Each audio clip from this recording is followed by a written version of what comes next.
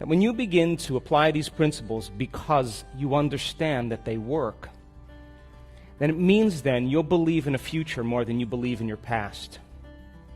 And people who do the work are more in love with their future than they are with their past. And they're more interested in telling the story of possibility in their future than reliving the emotions and experiences of the past.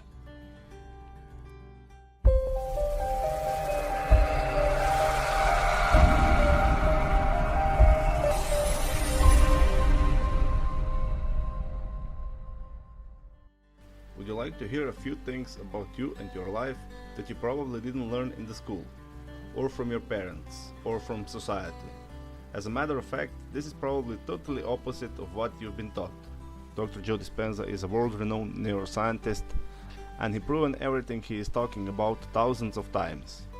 Everybody was telling you that you're no good, that being happy is luck, impossible thing. You have to do this and that. But do you know who you actually are? I hope you will love this Joe Dispenza video and you will use everything you'll hear. For more videos like this, don't forget to subscribe and give us your thumbs up. Enjoy Joe Dispenza. And you know, the beauty behind all of this is that you don't have to be a monk. You don't have to be a priest. You don't have to be a rabbi. You don't have to have 40 years of meditation. You don't have to be a scholar or an academic. As a matter of fact, it's better if you're not. Because the simplicity of all of this, when people begin to apply it, is they begin to experience the fruits of their efforts. And I can tell you there isn't a person in this room that is so special to be excluded from this phenomenon. And that your thoughts literally have an effect on your body. That all thoughts carry an energy or a frequency. And if you believe that on some level that your thoughts have something to do with your body or your life, and you're thinking 60 to 70,000 thoughts in one day, and 90% of those thoughts are the same redundant thoughts as the day before, it's going to produce the same measurable effects in your body, yes or no? And you are going to begin to emit the same energy and information in your field. And you are going to keep creating the same life. So then the same thoughts always lead to the same choices. The same choices always lead to the same behaviors. The same behaviors create the same experiences. And the same experiences produce the same feelings and the same emotions. And those very same emotions drive your very same thoughts. And your biology, your neurocircuitry, your neurochemistry, your hormones, and even your genetic expression is equal to how you think, how you act, and how you feel. And how you think, how you act, and how you feel is called your personality. And your personality creates your personal reality. That's it. That's it. So if you wanted to create a new personal reality, a new life, you would have to change your personality, yes or no? That means then you would have to start thinking about what you've been thinking about and change it, yes? You would have to become aware of your unconscious habits and behaviors and modify them, true? Even what you say and how you talk. And you would have to look at those emotions that keep you connected to your past, because emotions are the end product of past experiences.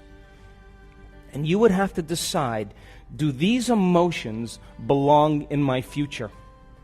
That means if you want to be wealthy, you can't take lack or unworthiness. A wealthy person would never feel that way. So most people try to create a new personal reality as the same personality, and it doesn't work. You're literally going to have to become someone else. So the principle in neuroscience says that nerve cells that fire together. So if you keep thinking the same thoughts, making the same choices, demonstrating the same behaviors, create the same experiences that stamp the same networks of neurons into the same patterns, all for the familiar feeling called you, then wouldn't you agree then, if you've done that over and over again, firing and wiring, emotionally conditioning and signaling the body in the same way into the past, If you did that, I don't know, let's be conservative, 25 years, would you agree then you would begin to hardwire your brain into a very finite signature? Yes? And that finite signature is called your identity. And it's a fact that by the time we're 35 years old, we become memorized to a set of automatic programs, behaviors, beliefs, perceptions, emotional reactions that function subconsciously. So then the first process of change then would become conscious of your unconscious thoughts, yes or no?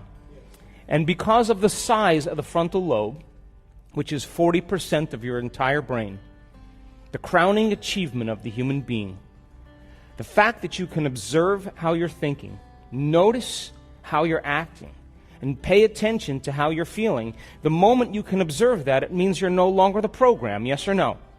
You're the consciousness observing the program, and you're beginning to objectify your subjective self. You're no longer your biology. You're the consciousness observing who you are, yes or no? Yes. So then the word meditation then literally means to become familiar with. That's what it means. That's the symbol. So then if you begin to become familiar with how you've been thinking, and you're so conscious of those unconscious thoughts like, I can't, what's wrong with me, it's too hard, I'll never change, I'll never make it, I'm too tired, nobody loves me. Those are the thoughts that are slipping by your analytical mind unchecked and beginning to program your autonomic nervous system into the same destiny. The moment you become aware of what comes out of your mouth and how you act, whether you blame or complain or make excuses for yourself or judge other people, the moment you become aware of that, if you're so familiar with that program, would you agree the more conscious you are of that unconscious habit, the less likely you're to go unconscious? Yes or no? And it would take an act of will to stay present and aware. Yes or no? And if you're becoming so familiar with the emotions that you've been living by every day for the last 20 years, that you didn't even know that you were guilty because it just felt like you. And it was so comfortable suffering that you felt really good to feel bad. But you didn't know that because that's just how you've been feeling. Yes or no? Yeah. And then all of a sudden you become conscious. Oh my God, what have I been doing? The moment you become aware of that, then, it means then you're less likely to lower your energy and your emotional state during your day because you would become conscious of it. Yes or no? And what if, then, you decided, what thoughts do I want to put my attention behind? Let me review them, how a great person would think. What would be the internal dialogue they would have? And you began to fire and wire those circuits in your brain. And if you did that a few times, you would begin to install some circuits in your brain, yes or no? And if you kept thinking that way, firing and wiring, the hardware would become a software program, yes or no? And who knows? In your waking day, you may start thinking like a great person. Because the circuits are there, yes or no? Yes. And if you said, I'm going to master this day, one lifetime, how would an unlimited person live today? And you began to rehearse in your mind who you were going to be before you opened your eyes. The act of rehearsing mentally, when you're truly present, your brain does not know the difference between what's going on out there and what's going on in here. And all of a sudden, you begin to install more circuits in your brain, priming it. All of a sudden, installing those circuits so that you have the hardware in place to act like that person, yes or no? Come on. Yeah. And if you've done that enough times, would you all of a sudden start acting like that person? Yeah. In your waking day, because you've primed your brain instead of to be a record of the past, that now it's becoming a map to the future. Yes or no? And then what if you said, now this is, to me, greatness. Can I teach my body emotionally what my future is going to feel like before it's made manifest? Now, this is the challenge, because we've studied this so much. Most people wait for their wealth to feel abundant and worthy. They wait for their success to feel empowerment. They wait for the healing to feel gratitude and wholeness. They wait for their new relationship to feel love. Or they wait for the mystical moment to occur to feel awe. That means then we're victims to our environment. We're waiting for something outside of us to change how we feel inside of us. And the moment we feel better inside of us, we pay attention to whoever or whatever caused it. And that event in and of itself is called a memory. That's Newtonian physics, cause and effect. In other words, if people are in lack, or they're empty, or they're suffering, they're waiting for some external exogenous condition to change how they feel. And what happens if it doesn't happen? They spend the rest of their life fighting for it, trying to controlling it, manipulating it, trying to make it happen because they're separate from possibility.